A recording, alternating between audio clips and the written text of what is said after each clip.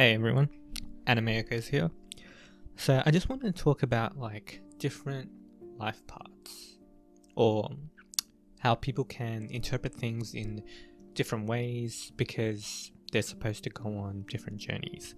And I'm going to use Ping Pong the Animation to kind of explore this idea because I think it's just a really good show that showcases how everyone can kind of end up in different places in relation to something. So obviously in that show, the focus is ping pong, but there's many different characters who have a relationship with this sport.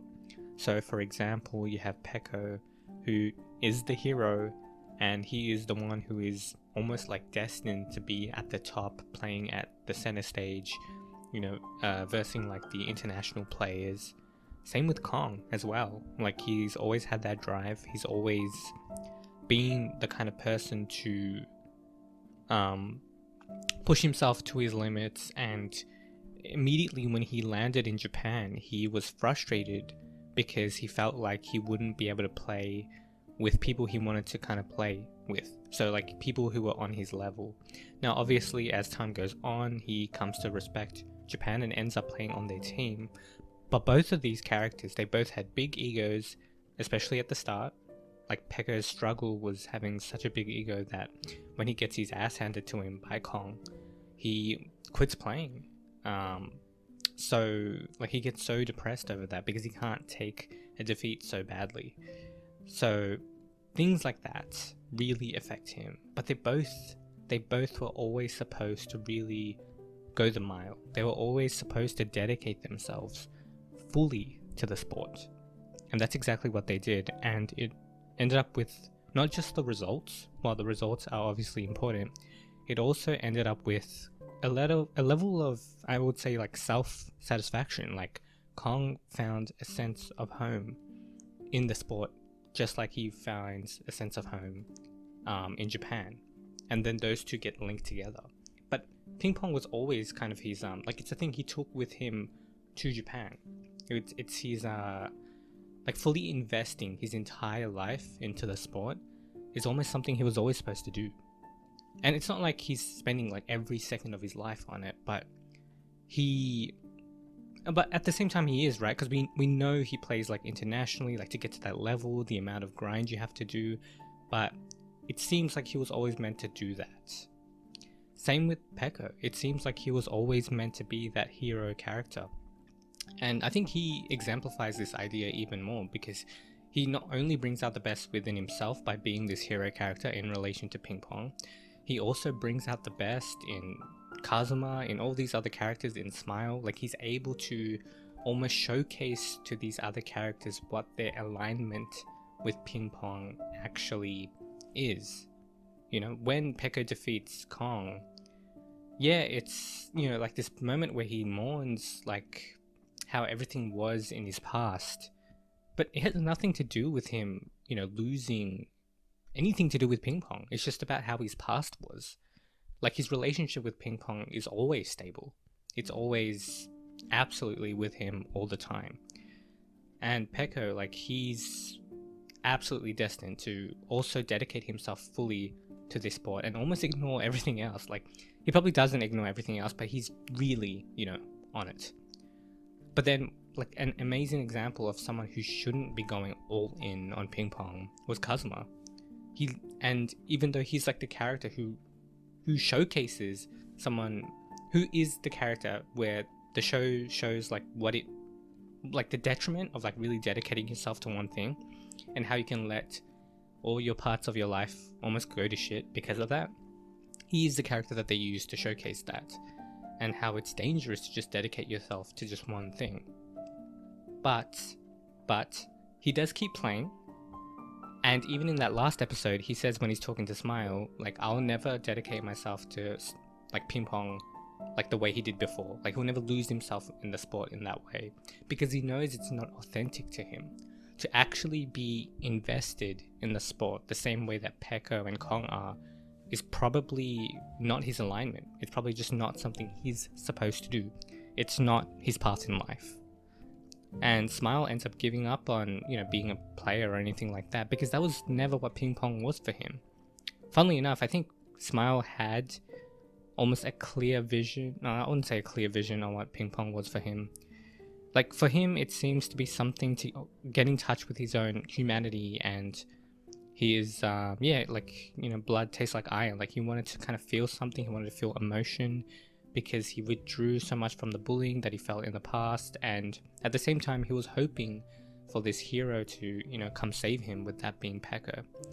So I think for Smile, I'm not fully sure on Smile, but I do feel like his relationship to ping pong is not one. He definitely not one to dedicate his life to it, or even to get good at it.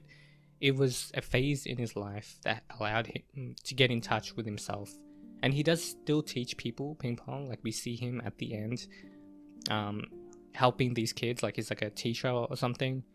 But that's as far as like kind of his dedication to it goes. And when I say that, I'm not saying that being a teacher of ping pong is like less than being something else in relation to ping pong. That's not what I'm saying. What I'm saying is his specific relationship with ping pong is specifically his own. Just like all the other characters specifically have a very not narrowed, but like a very particular alignment with the sport. So what all of this goes to show is that even if people's relationship with different things is always going to be incredibly varied, and it's always going to be very it's going to be hard to fathom for other characters to see what actually truly makes you feel aligned. Because on the outside, everyone who looked at Kazuma would think, well, you're spending like so much longer than the average person playing. Like clearly you're meant to be like the guy who like gets to like the top and dedicates his full life to the sport. But that's not what happens. He was never meant to be that guy. He was just performing to that because of his trauma. So he was out of alignment, but then once he got into alignment, he seemed a lot more peaceful at the end. Smile is also at peace once he gets in touch with his emotions, or that's what we kind of assume. Pekka feels very much aligned when he's center stage, and like the funny thing is, like when Pekka's not in alignment and he's not really taking the sport in how he should be, he's not as good as a player. But when he goes against Kazuma and then really gets in touch with his love for the sport like fully, he doesn't even talk about winning. He just says, let's make this like a great game. Like that's exactly, like he's so in the moment, he's so bonded with the sport, he's so aligned with the sport that he can flourish and he can have so much fun. Like that, that idea that people can fly. I think the idea of people can fly is all about how one is aligned. Like if you're aligned, then you can fly, right? Like if you're actually doing something in the way you're supposed to be doing it and it's aligned with your body, then you can fly. But Kazuma, he was reaching, he was always going one step after the other, and then deep down yearning to fly, but ultimately couldn't because he wasn't aligned. His relationship with ping pong was distorted. It was influenced by his trauma, his emotions. And it's through Pekka's help, it's through seeing someone in full alignment that he was able to temporarily, grow wings and fly with him, at least for a little bit. But he wasn't used to that he wasn't used to it. So he couldn't actually take flight. So Kazuma does take flight as well. Most likely, in his life, he is soaring. But him soaring doesn't mean he needs to be at the top. He just needs the right alignment in his life. So yeah, like everyone's path is different. Everyone's relationship with something is different. You can't, do something the same amount as someone else. You just have to do what's right for you. And only you can really discover what that is. You might get, help from the outside. Like you might get a hero who comes into your life that almost shines a mirror to you of like what you actually should be doing. But yeah, ultimately it's about you and your relationship with yourself. And yeah, that's kind of what I wanted to explore. Like I really love this show Ping Pong because I feel like it really exemplifies the diversity of people's life paths, and it does it through ping pong, which I think is just really beautiful. So yeah, that's what I had to say. Thanks for listening, guys. Hope you enjoyed it.